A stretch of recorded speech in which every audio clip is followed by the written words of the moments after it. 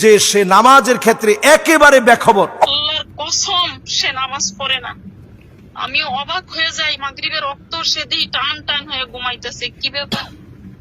তারপরে সেই এশা রক্ত ওইটা তিন রক্ত 4 রক্ত করবো, কোনদিন আবার ফজরের রক্ত ওইটা 3 রক্ত 4 রক্ত করবো।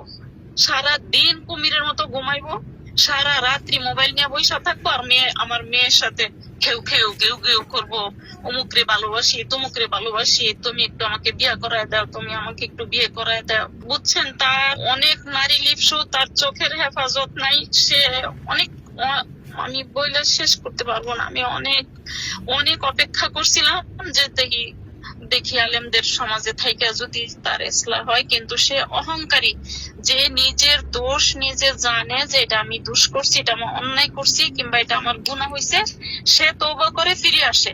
কিন্তু সে যা করে সে মনে করে এটাই ঠিক। সে তো আলেম না, ভালোভাবে কথা বলতে পারে এইটুকুই সে চালান বানায় নিছে, কিন্তু সে আলেম না। সে জানে না যে নামাজ না পড়লে কি হয়, নামাজ আমার মন করা মত চললে কি হয়, আমার মনের স্বাধীনতা ভাবে চললে কি হয়।